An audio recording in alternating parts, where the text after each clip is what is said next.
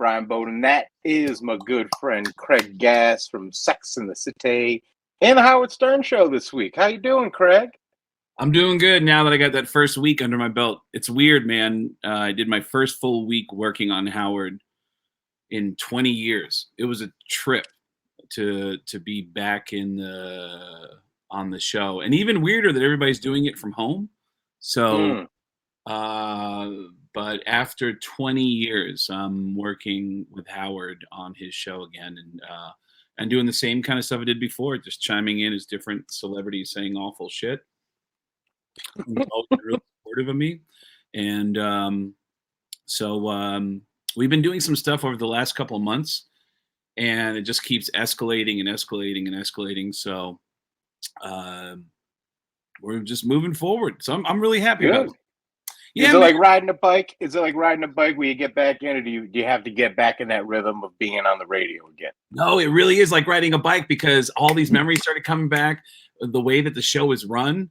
And I started going like, oh man, shit. Like I got stressed about working with him again for the whole show. And then I realized all you got to do is just sit back and just listen. And if you have a moment, throw some ideas out, and like, it's cool. So nice. It's actually really easy for me. It's in my wheelhouse. The difference now versus when I was doing his show, when I was sitting next to him, is I've been listening to the show for 20 years. I didn't listen to the show. I had never heard the show before I started working with him. I just read his book, Private Parts, and thought, man, I'm going to work with this guy. It was such an odd feeling to get. But when I read the book, I said, I'm totally going to work with this guy. I just knew it in my heart that him and I were going to work together. So I sent a tape, and I overnighted a tape to him. And the next day I got a call from, I was working at a station in Seattle called KISW. And Gary, the producer of the Stern Show, called and left a message, said, hey, Craig, it's Gary Dell'Abate. Call me when you get this. And I didn't call him for like a week, because I thought, oh, man, I made it. And I went out and got fucked up. And I forgot to call him back. And then a week later, he left another message. Hey, Craig, when you have some time, give me a call. And I was like, oh, shit. I probably should call him back. I called you back. Yeah, never even called him back. And then I called him, and I started working on the show. And then started writing for the show. And then in 1998, I moved to New York once I started writing for the show, because I thought maybe I should be closer to Howard.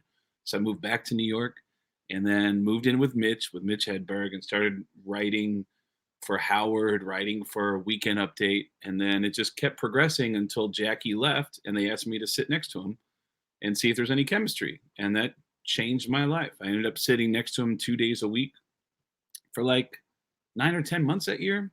And they had all kinds of comedians coming in, Richard Jeni and Adam Carolla, Jimmy Kimmel, Dave Chappelle, Doug Stanhope, Jeff Ross.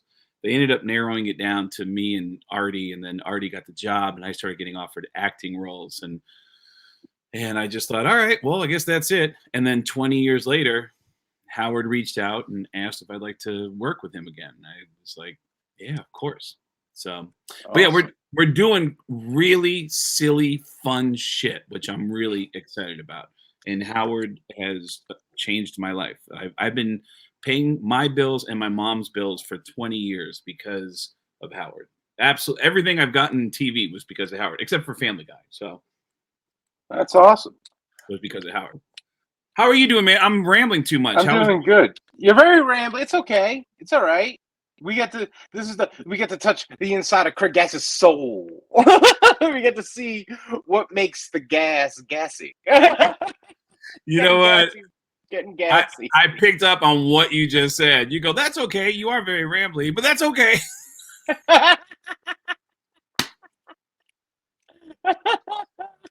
That's all right. Like, I deserve like, it. how's it been? And you're like, and I sat next to him for 10 months while there was a comedian tournament taking place. And the final battle, it was me and Arthur Lang. Cocaine versus heroin. And in the end, heroin won the day. But it's okay, because 20 years later, I came back. And the heroin had finally taken its course. And the heron take its course.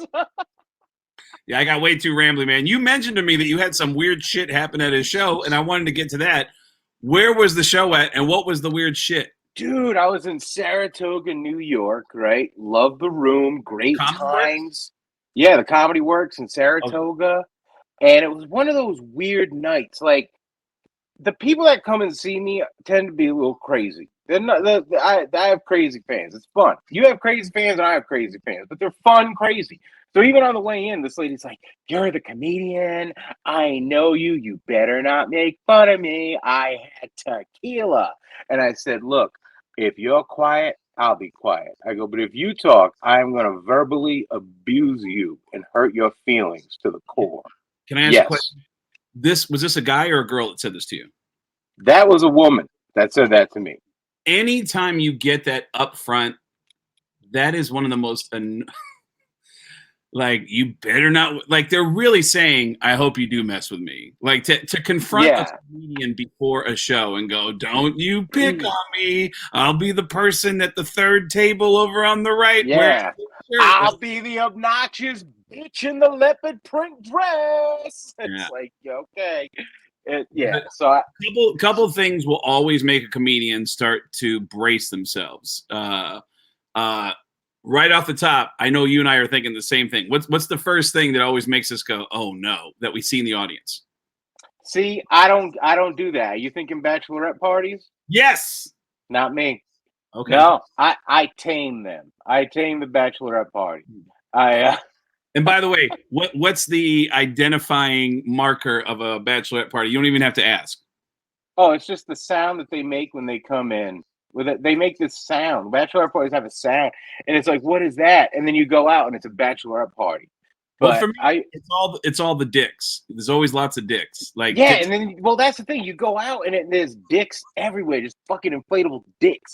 So dicks. whenever I see a bachelor, yeah, straws, inflatable dicks, fucking dick pencils, sign my dick, fucking dicks everywhere.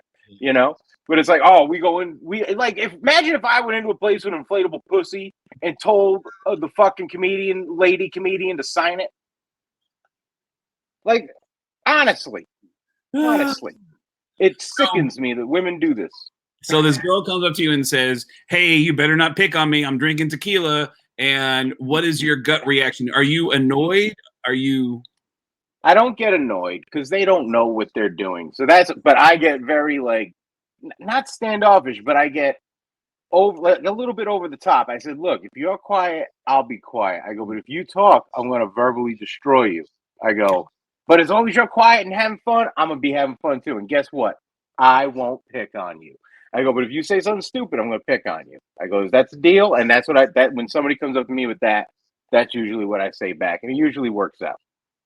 But I needed to give you an idea what the night was like. Like it was one of those type of nights. Okay. So now the show's about to start, and I'm sitting with Grady, the manager, and he's a great dude. I love him.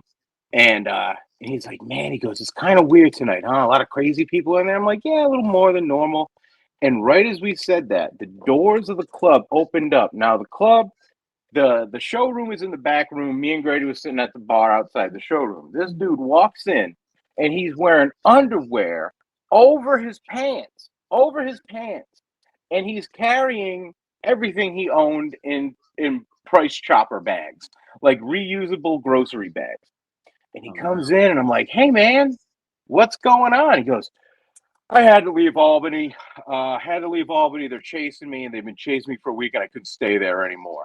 This is in the middle of your set? No, I wasn't on stage during this. This is before the show. Okay. I wish this happened during my set. I would have asked the same shit. I go, they're chasing you? He goes, yeah, man, they've been chasing me for a long time. Fucking Bobby and Tom and Joe, and I just can't get away. And I know that they got people coming, and I don't know who the people are. He goes, but I know I'm safe. Like, you're safe? And this dude was like tapped out of his fucking head, right? Then I ask him again. I go, so why is your underwear on the outside of your pants? And he goes, because I had to leave Albany quick, man. Bobby and Tommy, they had people after me. And I go, but the underwear's on the outside of your pants. He goes, I know, I should do something about that. And then he just takes his underwear off like nonchalantly, like this is just what I do. And he goes, is there a comedy show in there tonight? Right?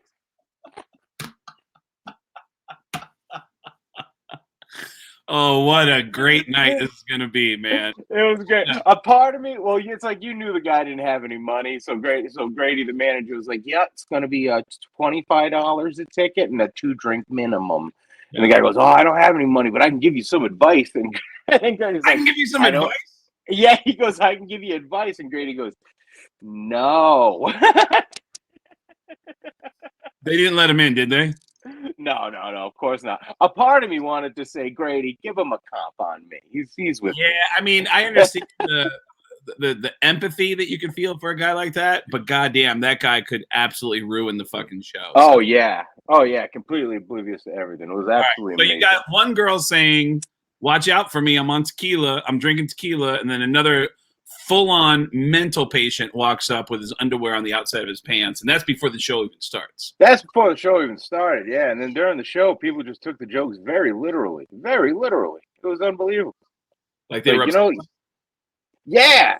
Like I do this side piece inside my Halloween bit where I talk about how the headless horseman was a pedophile and Ichabod Crane killed him, and it's for me, but people laugh at it, so I do it every time. And I did this whole thing, and it's just a rant, and it's goofy. And then at the end, this lady goes, "I don't think he was a pedophile," and it's like, well, no, he wasn't. That you're gonna have to Google it after the show, lady. You're gonna have to Google it to see if the headless horseman was a pedophile and Ichabod Crane killed him because he was a pedophile. See, this is why I was worried about the whole Will Smith thing. Is that I've got 20 plus years of being on the road now and like 29 years of doing stand up, but of seeing how there are some people out there who don't know how to just enjoy a comedy show without interrupting it. And Yeah, it's like, lady, we know it's a joke. I feel like Will Smith just crossed the line that only a small percentage of people are going to be like, yeah, I agree with what Will Smith did. But 1% of a billion people watching that is a lot of people watching that think like, yeah, it's okay. And, Yes. we've already got people who don't understand how to enjoy a comedy show to begin with. A lot of the bigger comedians travel with their own security people. I know, like a buddy of mine who does security for Metallica and System of a Down is now running security for Tom Segura. Like it's George Lopez has his own team that comes out with him that I know. You know what? It's like, all right, I get it. George Lopez has security team. But you know what? If you're going to a George Lopez show, you know you're going to see nobody's going to I need the fucking security. Nobody knows who the fuck I am. So when I say the headless horseman is a pedophile, I'm wide open to shit. Right? Anyway, Yeah. I need the goddamn security. Send security my way, George Lopez. Right? True. Help True. me out. Help me. I'm doing VFWs, fucking drunk people. So did you get through the set, or did they fucking step all over everything? I got through the set. It was as good as it could get. But you had a girl in the middle of the set say, "I don't think he was a pedophile." I don't think he was a pedophile. You're right. That's amazing, man. What's the angriest an audience member has ever gotten with you? And can I take a guess? What? Can I take a guess? Was it in New Haven? Oh, what did I do in New Haven? I thought there was like something that happened in New Haven at that. There was a place called Joker's Wild or something like shit. Oh shit! I mean, I made a lot of people mad at Joker's Wild. I could have sworn there was like a biker thing that happened or something at Joker's Wild. There was something, I don't know. Remember you telling me? Oh no, the bikers loved me because I would just shit all over them. Okay. Like the bikers made me. I was in the gang when I was there. Oh really? They loved me. Yeah, it's like the bikers would show. The owner of this club fucking had this biker gang he hung out with. I'm sorry, motorcycle club, and they would all show up to like. And the motorcycle club would all show up to the 10 o'clock show on Saturday every single week. And it was a fucking circus. So the first time I headlined there, I just ripped into them. I ripped into everyone and just made it like a roast. And they fucking loved it. They thought it was the greatest thing in the world. And then whenever I went to Joker's Wild, I'd be the only show that they would be quiet for. They'd be like, "Hey, like, shut up." Really? Ryan's talking. Yeah. Like, I would be the only person they would shut up for. Wow. You know what? It's, like most comedians have bad stories about situations like that. I can't remember who the comic is, but I think it was at the club that a lot of us used to work at a place in New York called the Boston Comedy Club. I can't remember who the comedian was that said there was somebody in the audience. There was one thing with a mafia guy, and then there was one where they realized they had a bunch of off-duty police officers, and one of the off-duty police officers said something about having his gun, and the comedian said, like put his hand out, and a gun landed in his hand. Like the guy threw a gun on stage, and it landed in the comedian's hand. Jesus. Yeah. So what a plan. I saw like biker gangs and shit like that. I always get nervous. But what were you gonna say? Oh no, I did a private show for a biker gang, and one of the dudes pulled a knife on the comedian that went up before me, and it was amazing. We were in a big, like it was like a terrible spot for comedy. It's like, hey, we're having this house party where everybody's gonna get shit faced. We're gonna have bands all day, but we also want a comedy show in the middle of it. And it's like, all right, show up at 3:00 in the afternoon, and bands are gonna take a break. Everybody's gonna take a piss, but we're in the middle of a field on a big ass fucking stage. And then everybody's just lining this field. Like there's nobody. It's bad. And this kid, Sean, goes up. And Sean's a fucking wackadoo comedian to start out with. So he's doing all this wackadoo fucking comedian shit. And this guy goes, I don't feel like hearing your jokes.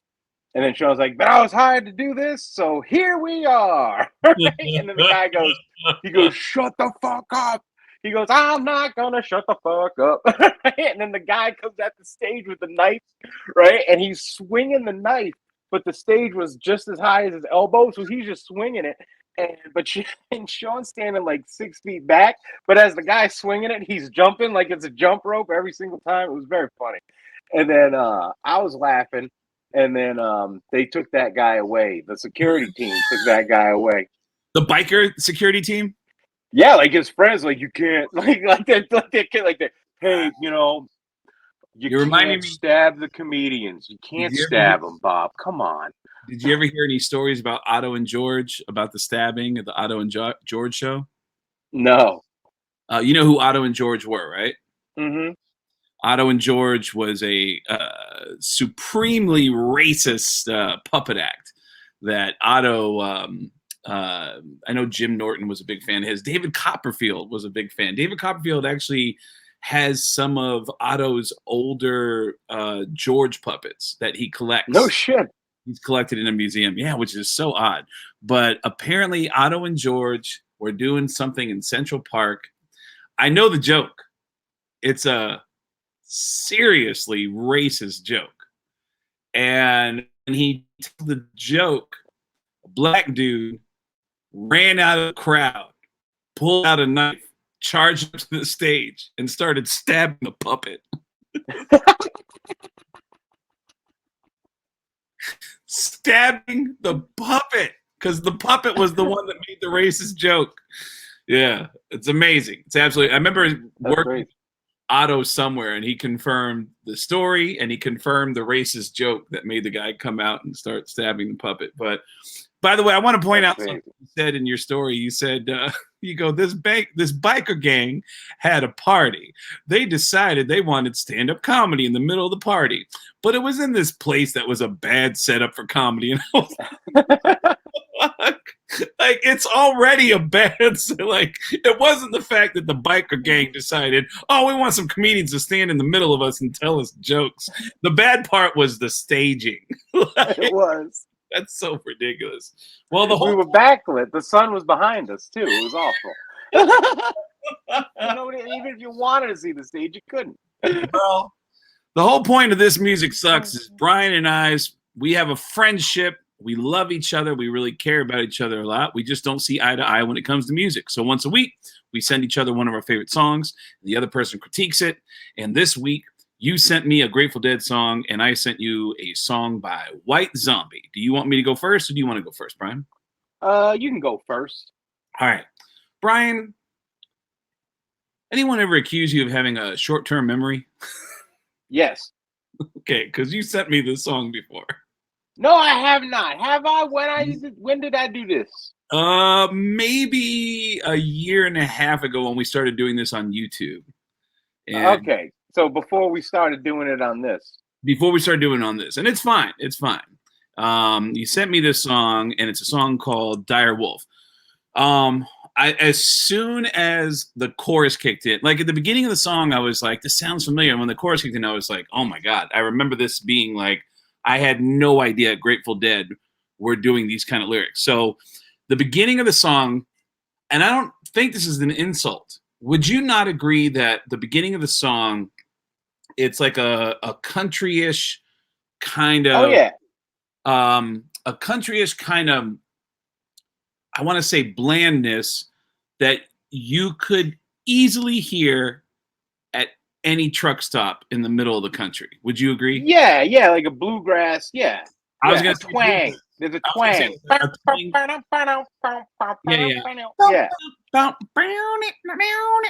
You know, and it's like it's just like a generic kind of sounding.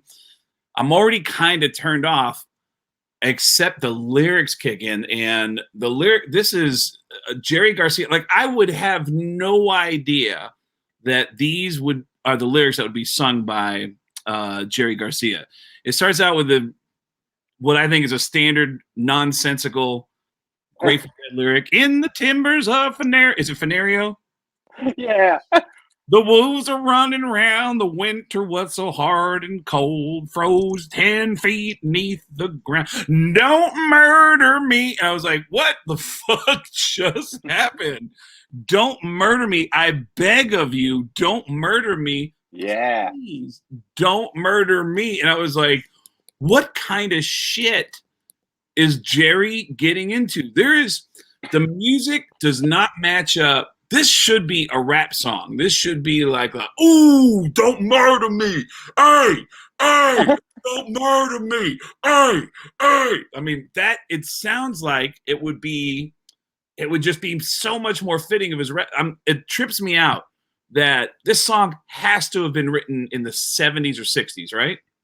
Yeah, it came out in 1970. So yeah, so Don't Murder Me. The Wolf came in. I got my cards. We sat down for a game.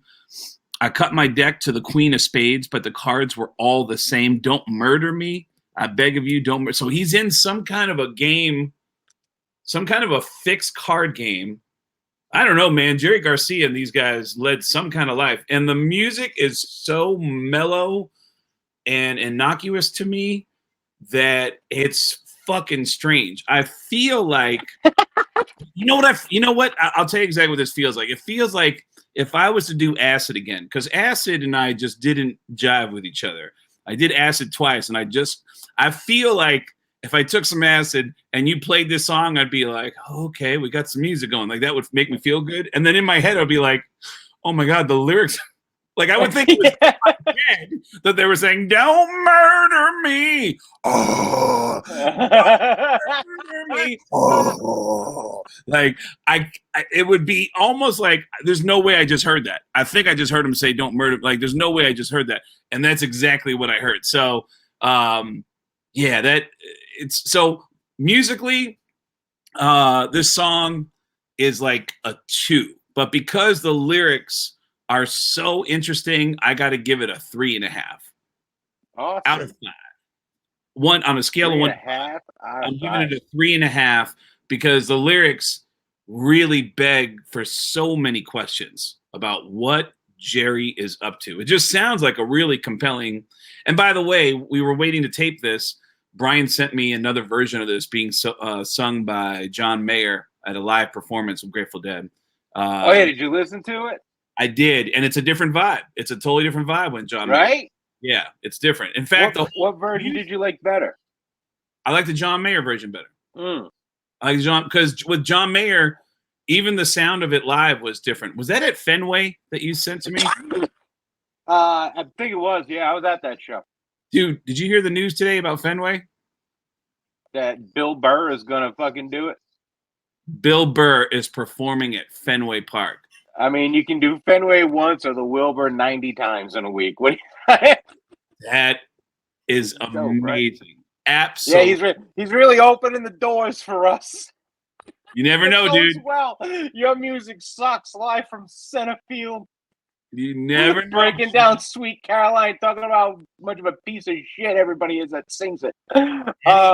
Brian, we just need to create some controversy, man. Me and you got to like do something like racist or just something inappropriate, get some attention. Maybe we could just go yell at people in Philadelphia.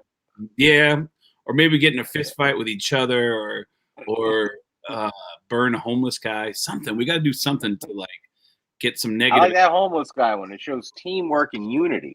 Okay. All right, we'll burn him. Plus, I don't like to fight, so I'm not a good fighter either. I'd rather just tie down a homeless person, light him on fire, watch him burn. All right, and we'll sell some more tickets, and then we'll move up to the Wilbur. Yeah, and then we'll get in the Wilbur, baby. I actually have done shows in the Wilbur, but I sent you a White Zombie song and a question. Have you ever heard this song before? Yeah, I think that's a trick question, Craig. I have. Have I said no, it? I haven't. No. I haven't heard this song before.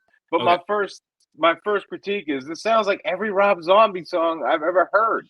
Like it has that same, it's very hypocritical coming from me saying that hey, all these songs sound the same. That's right, guy that listens to Grateful Dead and Fish. You don't even know when the fucking song ends.